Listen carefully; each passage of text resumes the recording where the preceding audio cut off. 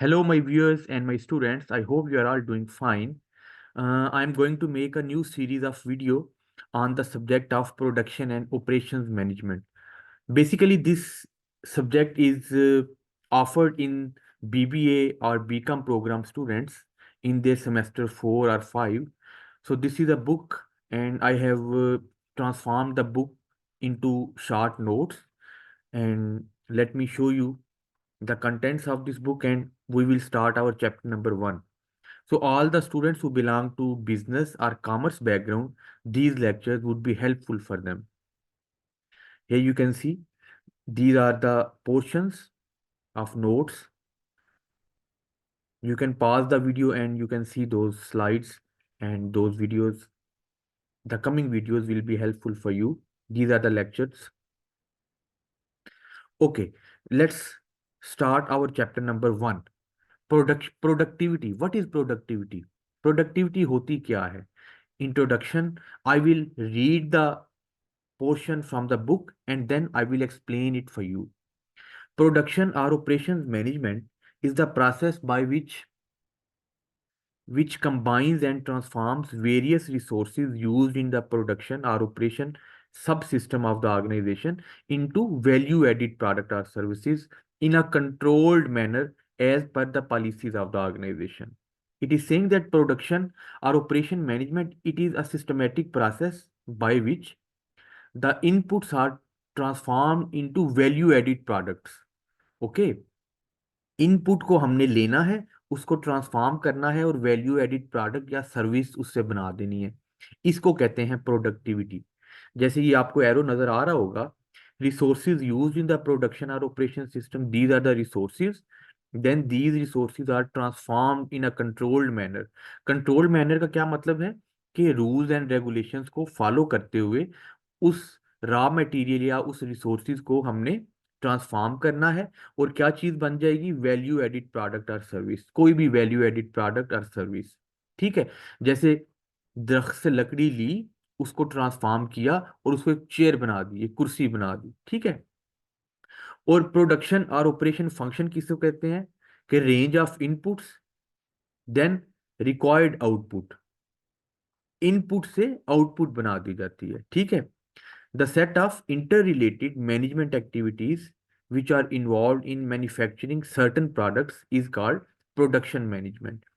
Means interrelated activities हैं जिनको combine किया जाता है और कोई प्रोडक्ट मैन्युफैक्चर कर दी जाती है। एंड फॉर सर्विसेज, प्रोडक्ट भी हो सकती है, वो सर्विस भी हो सकती है। Then corresponding set of management activities is called as operation management, और इस प्रोसेस को ऑपरेशन मैनेजमेंट कहा जाता है। जैसे वो इसकी एग्जांपल दे रहा है, a boiler with a specific capacity, ये बनाया जा सकता है। और constructing the flats, mostly flats banana, car, बस, रेडियो, टेलीविजन, ये चीजें बनाना। ठीक है, ये प्रोडक्ट की एग्जांपल्स हैं। देन सर्विसेज, मेडिकल फैसिलिटीज देना या ट्रेवल बुकिंग सर्विसेज वगैरह देना, ये सर्विसेज की एग्जांपल है। ओके हो गया, ठीक हो गया। तो ये आपको सर्विसेज की एग्जांपल मिल जाएंगी, ये आपको प्रोडक्ट्स की एग्जांपल मिल जाएंगी। फिर in the process of managing various sub system of organisations, executive at different levels of organisations need to track several management decisions. Management decisions भी करने होते हैं कि क्या चीज़ बनानी है, कितनी क्वांटिटी में बनानी है। तो मैनेजमेंट के डिसीजंस होना ज़रूरी है। और डिसीजंस की जब बात की जाएगी तो the management decisions are strategic, tactical and operational. ये 3 तरह के डिसीजंस होते हैं जी मैनेजमेंट के, इनको भी हम देख लेते हैं। जो टॉप लेवल के डिसीजंस हैं, जो लॉन्ग टर्म डिसीजंस हैं, फ्यूचर ओरिएंटेशन, फ्यूचर को सामने रखते हुए, वो स्ट्रेटेजिक डिसीजंस हैं, जिसमें अपने ऑर्गेनाइजेशन के गोल्स को डिफाइन करना है और मेकिंग पॉलिसीज वगैरह जो ऑर्गेनाइजेशंस को फ्यूचर में लेके जा सकें या फ्यूचर में उसको रन कर सकें। फिर है tactical decision, middle level decision. ये जो मुख्तलिफ, आपने प्लांट की लोकेशन कहाँ पे होगी, न्यू प्रोडक्ट एस्टेब्लिशमेंट, कौन सी नई प्रोडक्ट लेके आनी है, और मॉनिटरिंग ऑफ बजट्स, कितना बजट एलोकेट करना है किस प्रोडक्ट को। ये tactical mid level managerial level के डिसीजंस हैं, ये टॉप लेवल के डिसीजंस हैं। और कुछ ऑपरेशनल डिसीजंस हैं जो कि बॉटम लेवल के डिसीजंस हैं।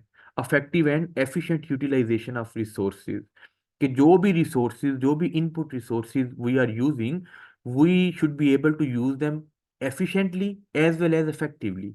तो इन रिसोर्सेज को एफिशिएंट और इफेक्टिव यूज करना, ये लो लेवल और ऑपरेशनल लेवल के डिसीजंस में होता है। मैं इस लेक्चर को यहीं पे ख़त्म करता हूँ।